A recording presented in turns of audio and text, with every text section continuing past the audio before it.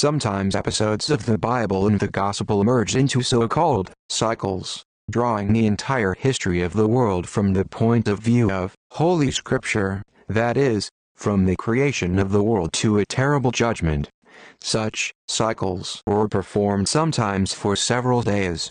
Each guild chose an episode appropriate to its craft. So, for example, in the cycle that was performed in the city of Coventry, the expulsion from paradise was performed by the armorers, since the angel driving Adam and Eve was armed with a sword, building the ark, carpenters, deluge fishermen, bringing the precious gifts to the newborn Christ, jewelers, the Last Supper, bakers. Episode of Thomas the Infidel was performed by city scribes and solicitors.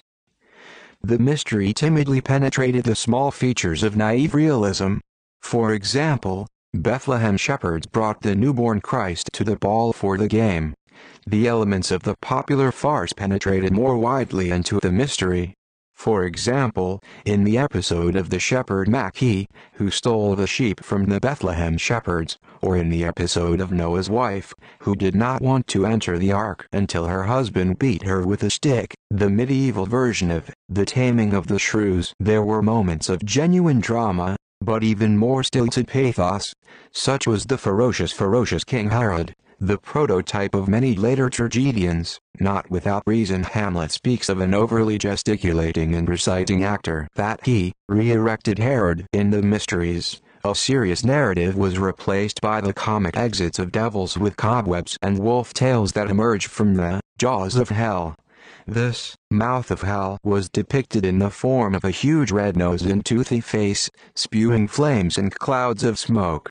Even in the era of Shakespeare, the nannies were frightened by this mug of disobedient children. This composition of the mysteries, typical of the folk theater, was to a certain extent inherited by Shakespeare and his contemporaries, whose plays are also based on an alternation of serious and comic. The very figure of the devil, the plebeian element of the mysteries, is of interest.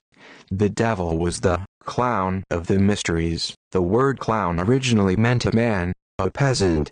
In the figure of the devil, the bearer of folk humor, some researchers see a distant prototype of the Shakespearean buffoon. In the XV century, along with the mystery, another genre of medieval dramatic art, the so-called moral light, is flourishing. These were allegorical plays in which the embodied human virtues and vices acted: modesty with a lowered gaze, piety with prayer-folded hands, greed, clawed with clawed fingers and a tightly stuffed machna, overeating with a huge belly, etc. Moral light is much more than a mystery, giving place to the depiction of man, although shown in the schematic dissection of his spiritual qualities. As for actors, and for the viewers, morality has already required a certain amount of vital observations.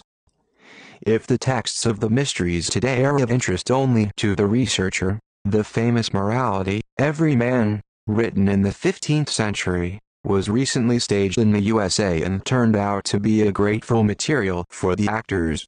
It is not by chance that in the 16th century it was in the morality, as in a more progressive genre, that the tendencies of the new century could reflect with particular brilliance, and that on morality grounds, as we shall see, that English historical drama of the 16th century grew up, which found its most complete and powerful expression in the historical plays of Shakespeare.